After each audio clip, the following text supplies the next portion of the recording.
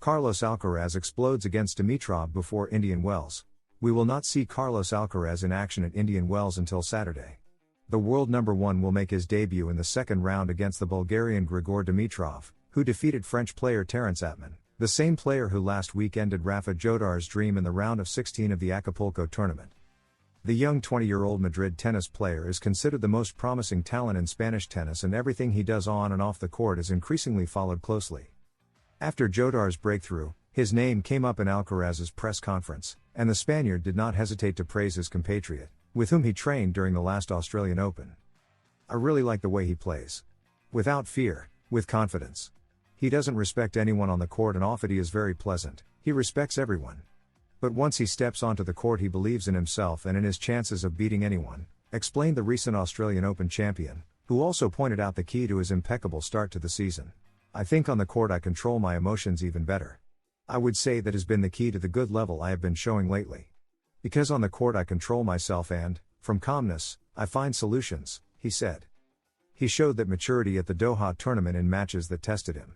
"When I got angry or was playing badly, I found my way back again because I stayed calm," said the world number one, who has a record of 20 wins and 3 losses at this Masters 1000 tournament, which he already won in 2023 and 2024.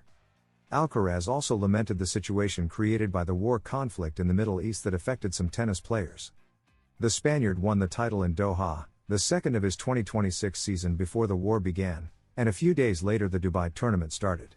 The conflict broke out and players such as the Russians Daniil Medvedev, Andrei Rublev, and Karen Khachanov, and the Dutchman Talon Griekspoor, among others, were left stranded in the region. "It was surprising because we were talking about just a few days or a week earlier and we were all playing there. Suddenly all of this happens. And seeing some players trapped there, unable to play, was worrying, at least for me," said the world number one in Indian Wells. In his path through the draw appears, in a hypothetical semifinal, Novak Djokovic, whom he beat in the Australian Open final and who holds a record of 41 consecutive victories at the Californian tournament. "I know Novak has the record with 41. You don't realize how difficult it is until you chase it," reflected the Spaniard. "When you have 12 wins it's like winning 4 or 5 more tournaments, the biggest ones in the world. That's when you understand how impressive it is," he added. Carlos Alcaraz has spent almost a week in Indian Wells to acclimatize to the tournament. "It has gone very well, honestly. I feel a bit different compared to other years, but I have had a couple of good training sessions. I've come back and I'm ready, so everything is going well and I'm eager to start," he said. A tennis legend surrenders to Carlos Alcaraz. He combines many great qualities of Federer, Nadal and Djokovic. Carlos Alcaraz is beginning to write his name on the throne of the greatest tennis players in history. The Spaniard, who won the Australian Open and became the youngest player to complete all 4 Grand Slam titles, continues to collect praise even from one of the greatest legends of the sport. A few days before his participation in the ATP 500 in Rio and after winning the ATP 500 in Doha, Andre Agassi praised his game, his physical abilities and his development in recent years. The American, winner of 60 ATP titles, did not hesitate to place Carlos Alcaraz at the same level as some of the legends of tennis. Agassi praises Carlos Alcaraz. "His explosiveness is impressive. He combines many great qualities of Roger Federer, Rafael Nadal, and Novak Djokovic," he began by saying in Brazil. For the former tennis player, Alcaraz's development has been rapid and striking, and he highlighted the great physical qualities he possesses. "The power of his shots is completely terrifying. The strength and consistency he shows are exceptional, and his movement is incredible for his height," Agassi pointed out about the Spaniard's way of playing.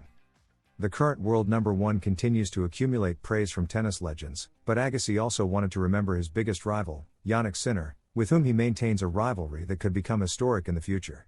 "They have established themselves as the talents of an entire generation and it is a pleasure to watch them face each other and take the game to a higher level," he said about the rivalry between the Spaniard and the Italian. In fact, Agassi did not hesitate to hand them the baton to inherit the dominance that the big three, Roger Federer, Rafael Nadal and Novak Djokovic, had. Ferrero explains why he unfollowed Alcaraz on Instagram. "It has been more than 2 months since Carlos Alcaraz and Juan Carlos Ferrero ended their professional relationship after 7 seasons and many successes together. The breakup and the secrecy from both sides have meant the matter has not completely closed and many uncertainties remain, which Juan Carlos Ferrero has at least partly answered in an interview with Josep Pedrero."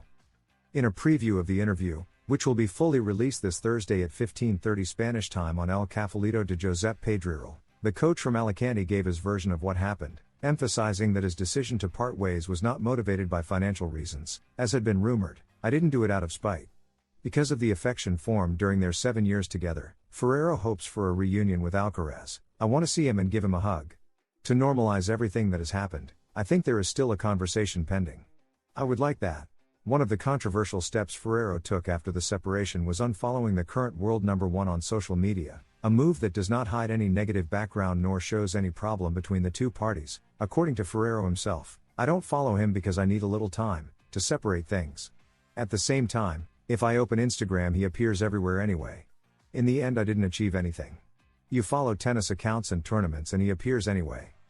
This Thursday there will be many more answers about the issue.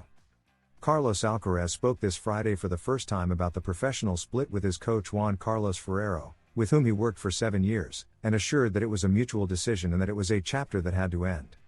Ahead of his debut at the Australian Open, the Spaniard explained in a press conference that the separation was accepted with normality and gratitude, while reaffirming his full confidence in the team that currently accompanies him.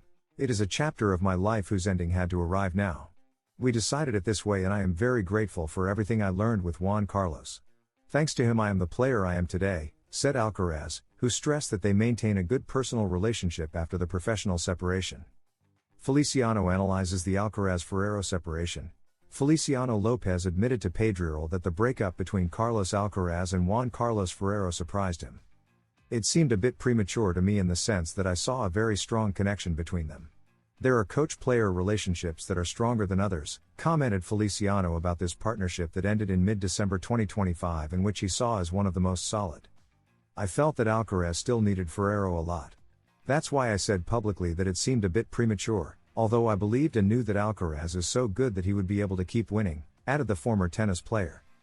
Carlos Alcaraz is already in the United States to take part soon in the Indian Wells Masters 1000. This weekend the Spaniard will begin his participation in this major tournament, and although he is fully focused on his sporting performance, he does not lose sight of world events. In particular, attention is focused on the armed conflict recently triggered by the attack of the United States and Israel against Iran, a war that continues to intensify and affect several countries in the Middle East. Alcaraz himself was in that region just a few days ago. However, others were not so fortunate and were left stranded, unable to travel to their next destinations. Carlos Alcaraz hits the ball during the ATP 500 Doha final. Reuters, "It was unexpected because just a few days or a week earlier we were all competing there. Suddenly this happened. Seeing some players trapped there, without the possibility of competing, was worrying, at least from my perspective," Carlos Alcaraz commented about those colleagues affected by the conflict. After the Doha tournament came the Dubai one. The Spaniard did not take part there, but major players such as the Russians Daniil Medvedev, Andrei Rublev, and Karen Khachanov, as well as the Dutchman Talon Griekspoor, among others, did. Suddenly they found themselves caught in the outbreak of war after the attack by the United States and Israel, and with the airspace closed they could not leave the United Arab Emirates. Remaining undefeated. For now, Carlos Alcaraz remains unbeaten in 2026. After being crowned champion of the Australian Open, his main goal for the season, he also won the ATP 500 in Doha, defeating the Frenchman Fils in the final.